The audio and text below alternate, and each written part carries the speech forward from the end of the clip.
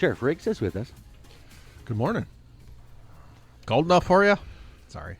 Couldn't resist. Yeah, you can't resist on something like that, huh? Oh. Dogs are like, nope. Right. I'm going to poop on the floor. Just it. It's very brief. And you can't blame them. Not a bit. How come nobody was ready for black ice yesterday from the sounds of it? The last 2 days. Right.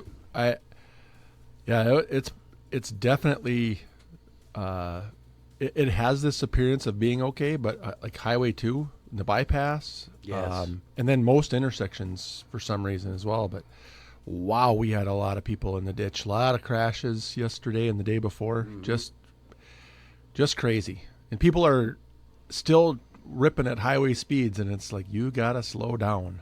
No good tires are gonna save you on black ice. Right. And just the pure and simple is slow down, because you can accidents, your car could break. Nobody wants to be out in that weather. No. So back her down, get there safe. Yes, Mom. I bet it's 100%. Raise your hand if somebody blew by you going 5 miles over the speed limit in the last couple days. Oh yeah. Yeah. And you're like, what are you doing? Just slow down. And when I'm in my personal vehicle and I'm driving my old man speed of 45 because I know it's slippery outside, and somebody goes in the ditch and you want to walk up and say, how'd that work out for you? What do your deputies do responding to a crash when it's this cold? It's very difficult to stay warm. We a lot of them carry like the hand warmers, and we've got a couple of guys that have those deals that mount to your vents. There's a little vacuum cleaner hose that goes to your chest and it goes down your vest. In the summertime, they're great because air conditioning can pump into your vest and keep you cool. And then in the wintertime, but they're not cheap. Anytime you put public safety on a product like that, it's like $100 for a vacuum cleaner hose. It's ridiculous. What's a pair of pants cost you at the store? A pair of my uniform pants are $100. It's Yeah. yeah. Well, don't you have extra pockets and stuff? You have secret pockets? No secret. Well, maybe there's some secret pockets. I don't find those anymore. Well, I guess the one thing I was going to say, we got good ice now, but now there's a pressure ridge, I suppose, on many lakes. Yeah. That's inevitable. And thankfully, the ice issues that we've had this year have all been resulting as of, pressure ridges. It's not been as a result of thin ice or the typical rescue, 40 this way or that way. There's always that potential for late season ice into this year, March, when people are still trying to get panfish or whatever. But what are the laws regarding keys in vehicles while it's running? The city of Bemidji actually has an ordinance that prohibits that. The state doesn't? The state does not, no. Well, that's kind of dumb. Yeah. We have laws for everything in this state. Right? Kind of an interesting story, and I'm not going to name names. One of our local northern Minnesota sheriffs, not me, left his home and traveled down to St. Paul for a meeting. And when he got down there, shut his vehicle off, went into his meeting, went to leave, and he can't find his car keys. Vehicle ran the entire time without the keys in the ignition. However, he was not able to restart the vehicle. So now he's sitting down in St. Paul with no keys and no way to move his vehicle. His keys were at home? Huh? His keys fell out of home? his pocket, and they were in his driveway at home. Wow. Yeah. There's a long story after the fact that I won't get into on how he got home, but it was quite comical. He had to call and tell me that, and I said, only you. I didn't think it would keep running if your keys weren't within proximity of the... Mine shuts off after 15 minutes. Yep. Even if it's running down the road? I don't know. Wow. I guess that's one thing that the car manufacturer would never think of. Well, who's not going to have their keys? Right. Wow. Is it illegal or just common sense to not get back into your vehicle at the gas station? It's not illegal. There are people that do post, there are businesses that post, anti-shock, don't use your phone. If you knowingly do something that has the potential, like you start smoking a cigarette or you start flicking a lighter or, something that shows that indifferent to common sense, you could be charged with with civil, for sure, for civil liability. Static discharge,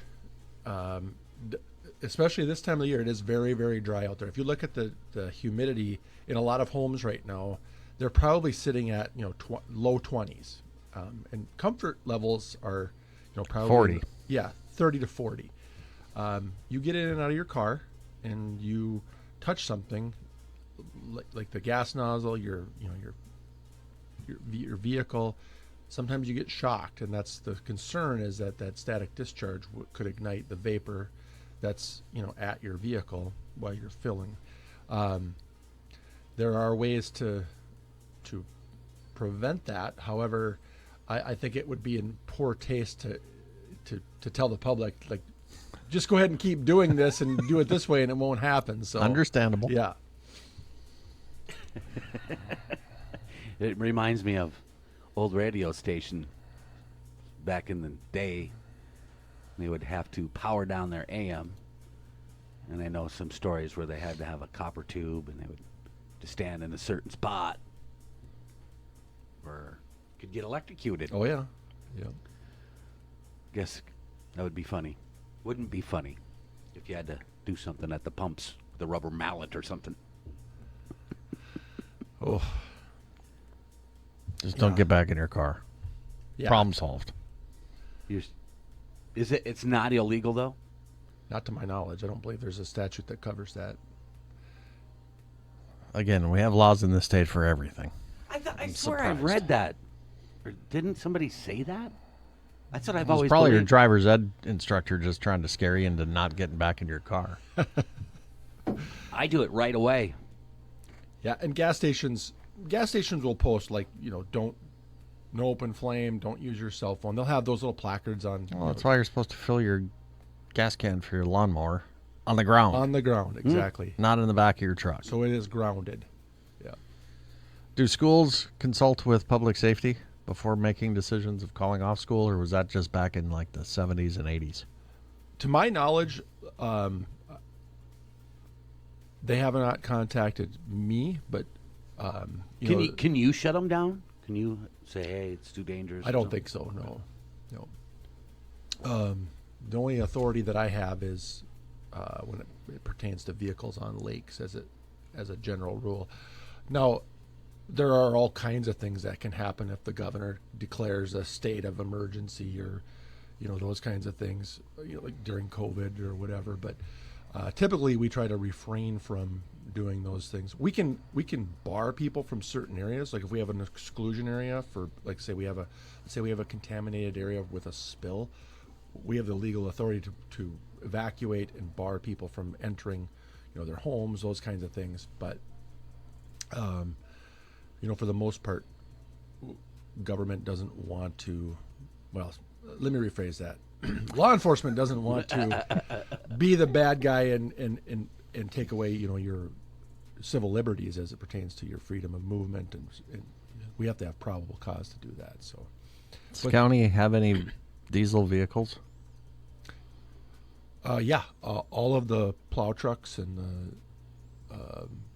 all those are all diesel. A lot of the heavy equipment. We have a couple of diesel vehicles. Some of our specialty vehicles, like our SWAT vehicles, are diesel.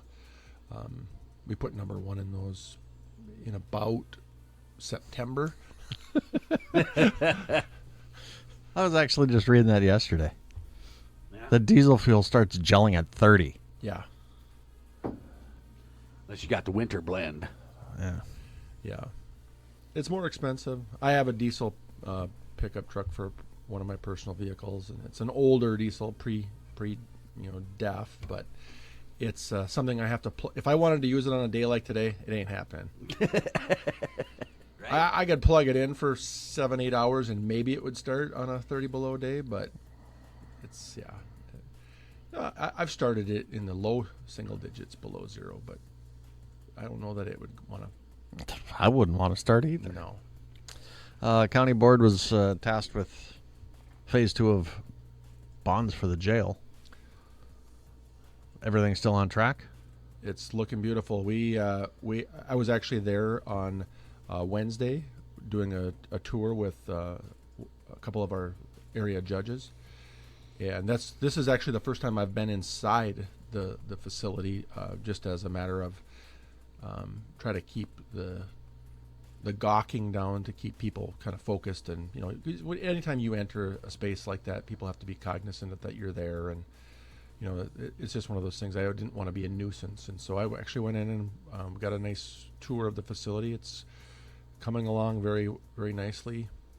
We're still on track for everything to probably take ownership of the keys. Essentially, it'll be probably within its 90-something percentile being done, I'm guessing, in March of next year, and then hopefully with all of our policy and training that has to occur inside the facility before we can occupy it with staff and inmates, we're looking at probably April. So April of 27. Yep, April of 27. Is this a good time to issue bonds or not, financially wise? That's a good question. I'm not real sure. The county, our county administrator, and our Ellers, the ones that kind of regulate those things with us right now, they do a phenomenal job of trying to figure out like what we need financially. They forecast by how well the local option sales tax has been contributing money to make those payments, and everything is looking really, really good. I was in first aid CPR on the night of the last board meeting, so I wasn't able to see what they ultimately did, and I have not watched it yet. So, but they do a great job of trying to figure that out and only take what we need, and we have a plan, that hopefully we'll have this thing paid off well before the end of the loan. That was a tough decision. CPR training, board meeting. I look at it from a perspective of training. We have to have CPR training every 2 years. We have to have advanced evoc training every 3 to 5 years. It's every 5 years by the state, but we do it every 3 because inevitably people will miss a year, and that gives us an extra year, and then something happens, they have one more year to get it done. Looking at my tenure in law enforcement, it's like, how many of these do I have left? You could actually count it now on one hand. Is it still Annie? No, it's not Annie. Really? No. I don't know what they call it. We do a lot more with infants. Oh, I'm sure. And then most of the CPR dummies are now just basically a head and the top part of the torso. There's not a full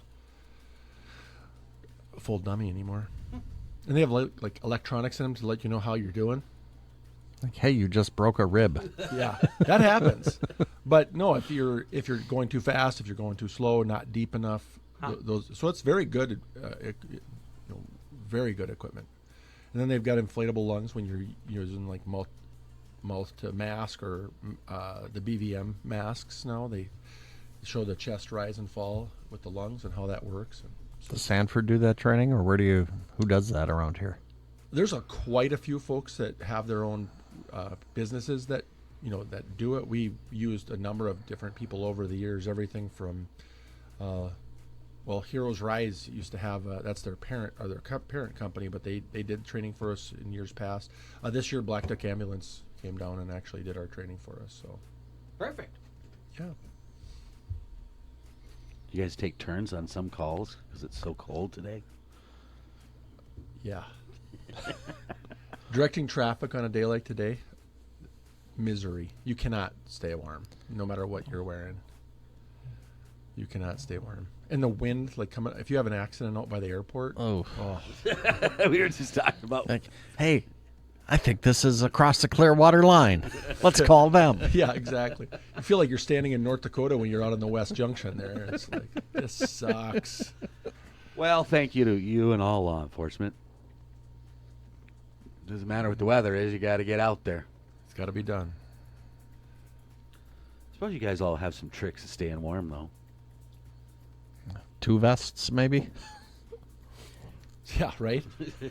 Get back in the car. I don't want to jinx you here, but does weather like this drop the number of calls?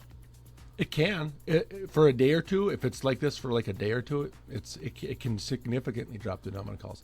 When it lasts, 4 to 8 Then days. people start getting stir crazy? Yes, and then you start dealing with the other side of it. Yeah, for sure. Oh, cabin fever. Yeah. I have to go to a domestic and it's 35 below. Oh, joy. Well, perfect. Well, stay warm. We'll do that. Thanks for stopping by. Yeah, you guys have a great day.